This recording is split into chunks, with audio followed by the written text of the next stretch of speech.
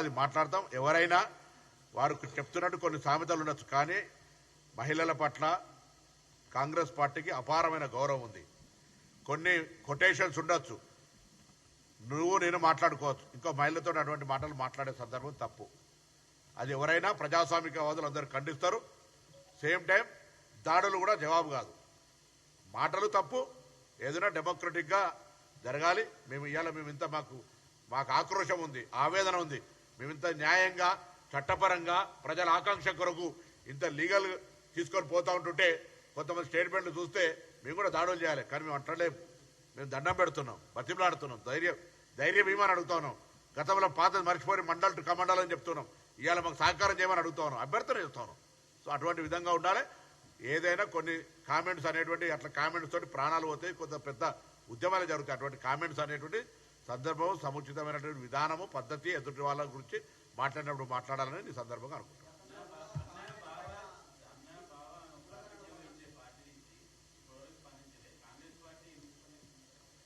మేమేమన్నా నేను నా press conference చేసే సందర్భంలో నేను ఒక మహిళ ఎవరి పేరు తీయలే, నేనేమనలే. మహిళల పట్ల మా ప్రభుత్వానికి మా పార్టీకి ఉన్న గౌరవం గురించి మాట్లాడినాను. సరే, కాంగ్రెస్ పార్టీకి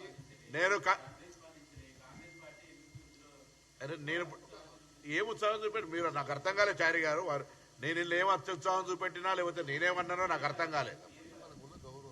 ఇప్పుడు మీరు అంటే మీ మహిళలకు అటువంటి సంఘటన జరిగితే మాట్లాడద్దంటారా? మేమేమో ఆయన అడిగి ఒక ప్రశ్న, మా ప్రెస్ కాన్ఫరెన్స్ అది కంటెంట్ కాదు. మిత్రుడు పాత్రికేయుడు, నీ సహచార పాత్రికేయుడు అడిగిండు. సహచార పాత్రికేయుడు అడిగిన ప్రశ్నకు మహిళలంటే మా కాంగ్రెస్ పార్టీకి గౌరవం ఉంది, కొన్ని సామెతలు మహిళలకు సంబంధించినటువంటి మనోభావాలు దెబ్బతీయద్దు, అదే సందర్భంలో దాడులు జవాబు కాదని చెప్పినాం. దీన్ని మేము ఏంది వాట్ ఇస్ సోమోటో?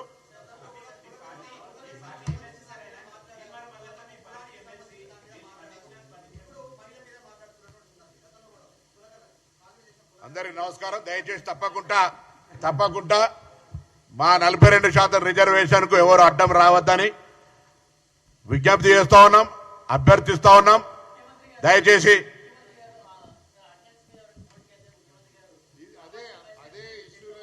ఇప్పుడు ఏమన్నా చరిత్రహీనులుగా మిగిలొద్దు.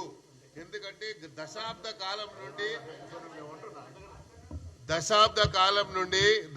కాలం నుండి బలహీన వర్గాల వారు అన్ని రకాలుగా ఇబ్బందులకు గురయ్యారు. మొన్న జరిగినటువంటి కేబినెట్ ఒక చారిత్రాత్మకమైనటువంటి నిర్ణయం ముఖ్యమంత్రి గారు తీసుకున్న ఒక హిస్టారికల్ డిసిషన్ ఇది. ఎందుకంటే ఇది తీసుకున్నటువంటి సాహసోపేతమైన నిర్ణయం కూడా ఒక హిస్టారిక్లతో పాటు సాహసోపేతమైన నిర్ణయం ఇది.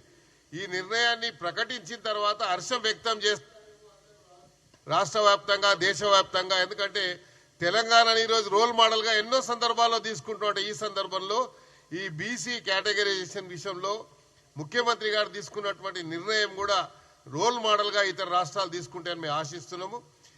దీన్ని కోర్టుల ద్వారా హర్డిల్స్ క్రియేట్ చేసి చరిత్రహీనులుగా ఏ పార్టీ వారైనా మిగిలొద్దని మేము డిమాండ్ చేస్తున్నాం, కోరుకుంటున్నాము. ఎందుకంటే బీసీ అణగారిన కులాలు దశాబ్ద కాలంగా అన్ని రకాలుగా మరి దెబ్బతిన్నటువంటి కులాలు. ముఖ్యమంత్రి గారు ఇది ఒక సాహసోపేతమైన నిర్ణయం తీసుకొని ఈ నిర్ణయం తీసుకున్నందుకు వారిని అభినందిస్తూ దీనికి అడ్డంకులు క్రియేట్ చేసి చరిత్రహీనులుగా ఎవరు మిగిలొద్దనే మా ఒక ఆకాంక్ష. Thank you.